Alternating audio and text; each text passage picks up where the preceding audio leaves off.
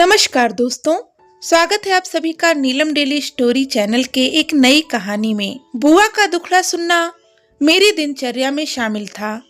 रोज दोपहर में वे भनभनाती हुई चली आती और रोना लेकर बैठ जाती। क्या बताऊं सुधा, बेटों को पाल पोस कर कितने जतन से बड़ा करो और बहुएं उन्हें ऐसे छीन ले जाती हैं जैसे सब उन्हीं का हो। अरे हम तो जैसे कुछ है ही नहीं। आपने तो जैसे कभी किसी का पला पलाया छीना ही नहीं है। क्यों बुआ? मेरे पति ने अकारण ही हस्तक्षेप कर दिया। आपकी तीनों बेटियां भी तो किन्हीं के पले पलाए छीन कर बैठी हैं। मैंने आंखें तरेर कर पति को मना करना चाहा, मगर अखबार को एक तरफ फेंक वे बोलते ही चले गए। मेरी माँ भी कहती है, शादी के बाद मैं सुधा का ही होकर रह गया हूँ। अब तुम ही बताओ, मैं क्या करूं? समझ में नहीं आता। जब बहुओं से इतनी ही जलन होती है तो उन्हें तामझाम के साथ घर लाने की क्या जरूरत होती है? बेटे की शादी करने से पहले हर माँ को यह अच्छी तरह समझ लेना चाहिए कि अब उसे बेटा किसी और को सौंपना है, जैसे लड़की के माँ बाप सोच लेते हैं। एक नया घर बनता है बुआ, लड़के पर जिम्मेदारी पड़ती है, वह भी कई रिश्तों में बंट जाता है। ऐसे में माँ का यह सोचना कि वह अभी भी दुधमुआ बच्चा बनकर उसका पल्लू थामे राजा बेटा ही बना रहे, तो यह उसके प्रति अन्याय होगा। ना सुधीर, माँ का पल्लू क्यों पकड़े? बेचारा राजा बेटा, वह हूर जो मिल गई है पल्लू देने को। बुआ ने हाथ झटक दिया। मैं विषय उलझाना नहीं चाहती थी, पर लाख इशारों के बाद भी पति मान ही नहीं रहे थे। वे बोले, हूर लाता कौन है? तुम ही तो ठोक बजाकर सैकड़ों लड़कियां देख अपनी बहू लाई थीं। फिर रोज रोज बहू का रोना लेकर क्यों बैठ जाती हो? उसे आए 2 महीने भी तो नहीं हुए हैं, नई नई शादी हुई है। तुम्हें तो बहू को लाड प्यार से अपने काबू में रखना चाहिए। कभी तुम भी तो किसी की बहू बनी थी। लाड प्यार करे मेरी जूती, मैं पीछे पीछे घूमने वालों में से नहीं हूँ। देख सुधीर, मुझे विशु का उसकी ससुराल वालों से ज्यादा मेलजोल पसंद नहीं है। 3 दिन से उसका छोटा भाई आया हुआ है, बाहर पढ़ता है ना, इसलिए छुट्टियों में बहन के घर चला आया। तो क्या हुआ? तुम भी तो 3-3 महीने अपनी बेटियों के घर रहकर आती हो। वह तो फिर भी छोटा भाई है। वह मैं तो इलाज कराने ही सही, पर दामाद ने भरपूर सेवा की। तुम स्वयं ही तो सुनाती रही हो। क्या तुम्हारा दामाद किसी का पला पलाया बेटा नहीं है? तब तो तुम्हारी समधिन भी तुम्हारी तरह ही चीखती चिल्लाती होगी। सुधीर, बुआ का चेहरा फीका पड़ गया। उनका चेहरा देख मुझे घबराहट होने लगी। मैं कभी बुआ की बातों को काटती नहीं थी, हमेशा यही सोचती, क्यों बुजुर्ग औरत का मन दुखाऊं। 2 घड़ी मन हल्का करके भला वे मेरा क्या ले जाती हैं। परंतु पति का उन्हें आईना दिखा देना मुझे अनावश्यक सा लगा। मेरे पति आगे बोले, अपनी बेटी पराए घर में जाकर चाहे जो नाच नचाए, परंतु बहू का ऊंची आवाज में बात करना भी तुम्हें खलता है? अच्छा बुआ, घर में सुख शांति रखने का एक गुरु मंत्र लोगी मुझसे? बोलो। बुआ कुछ न बोली, गुस्से से इन्हें घूरती रहीं। पति बातें करते रहे, परंतु बुआ चली गईं। मुझे अच्छा नहीं लगा, मगर प्रत्यक्ष में मैं मौन ही रही। समय ने अतीत को पीछे धकेल दिया था, परंतु एक घाव सदा मेरे मानस पटल पर हरा रहता।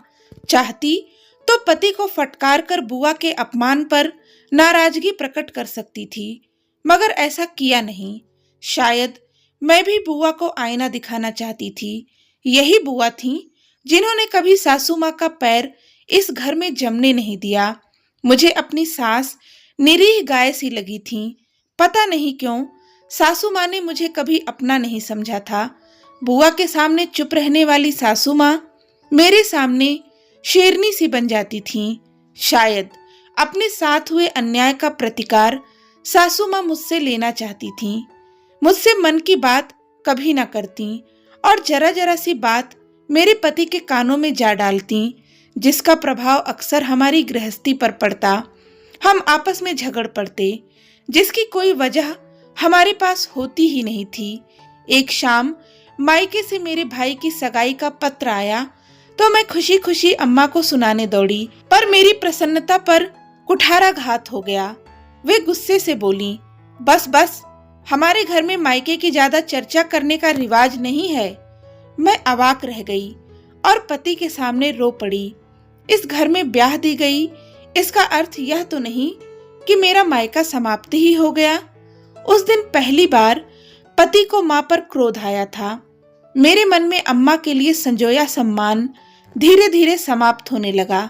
यह सत्य है, अम्मा ने जो कुछ अपनी ससुराल से पाया था वही मुझे लौटा रही थी, मगर क्या यह न्याय संगत था? तब इन्होंने अम्मा से कहा था, तुम्हें इस तरह नहीं करना चाहिए अम्मा। तुम बबूल का पेड़ बोकर आम के फल की उम्मीद कैसे कर सकती हो? बिना वजह सुधा का मन दुखाओगी तो घर में सुख शांति कैसे रहेगी?